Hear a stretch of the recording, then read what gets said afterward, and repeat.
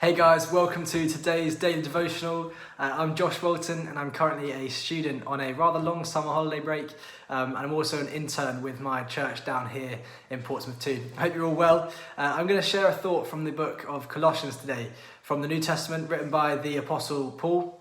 And like many of Paul's letters in the New Testament, he encourages us and advises us on living a life that outwardly advertises Jesus and witnesses the faith that we possess. One of the verses I'm going to be looking at today is from chapter 1, verse 24. It says, "I am glad when I suffer for you in my body, for I am participating in the sufferings of Christ that continue for his body, the church. God has given me the responsibility of serving his church by proclaiming his entire message to you." Hey, we're going through a time right now where many people are turning to the church or turning to God for a sense of hope and for peace, which is great. It was estimated at one stage that during lockdown, 1 in 4 people were tuning in to some sort of church service online each week. But the counter of that is that this period has made a lot of people question the real character of God. If God is all loving, then why is there so much suffering? Why have I lost my job? Why has he let so many people die? And with so much hurt and anger, it is inevitable that we will be questioned and criticised for the faith that we have. The New Testament speaks a lot about suffering and persecution as a result of our faith. And 2 Corinthians, another one of Paul's letters, says, "I delight in weaknesses, in insults, in hardships, in persecutions, in difficulties. For when I am weak, then I am strong." And we read it all throughout the New Testament. "Blessed are those who are persecuted because of me." Everyone who wants to live a godly life in Christ Jesus will be persecuted. If the world hates you, keep in mind that it hated me first. Blessed are those who are persecuted because of righteousness, for theirs is the kingdom of heaven. The Bible speaks a lot about all of these blessings when we are persecuted.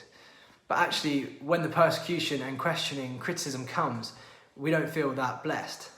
I remember listening to a talk on how it is a privilege to be persecuted, criticised and questioned for your faith. And I left that talk almost chasing it. I heard of the blessings that we receive when we are questioned or persecuted for his glory, and I wanted it. But actually, when it did come to the criticism, I wasn't feeling all that blessed. I wanted the blessings, but I didn't want to go through the persecution to get there. And I think often when we go through difficult times, be it in our faith or in our life in general, we ask God to remove the difficult situation and make life easy again. But instead of asking God to remove the bad bits, why not ask him to equip us with what we need to tackle them? I wanted to show this really quick clip from Evan Almighty about how we can see tough times as an opportunity instead of a burden. But my husband says God told him to do it. What do you do with that? Sounds like an opportunity. Let me ask you something. If someone prays for patience, you think God gives them patience? Or does he give them the opportunity to be patient? If they prayed for courage, does God give them courage, or does he give them opportunities to be courageous? If someone prayed for the family to be closer, do you think God zaps them with warm, fuzzy feelings? Or does he give them opportunities to love each other? Well, I gotta run. A lot of people to serve. Enjoy. Maybe not to be taken 100% literally, but what situation are we in that we are asking God to remove? And where might there be an opportunity in that? Paul experienced plenty of persecution in his time, yet his prayer at the end of Colossians is that God will give him many opportunities to speak about his mysterious plan concerning Christ. Pray that he will proclaim this message as clearly as he should. Let his conversation be gracious and attractive so that he will have the right response for everyone. And that can be our prayer too. Paul writes, "And this is the secret. Christ lives in you. This gives you the assurance of sharing his glory."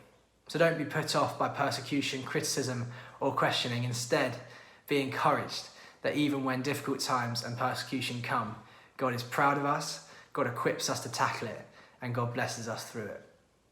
Hey, thanks so much. Have a great day, and hopefully I can see you all in person real soon. Nice one. Blessings.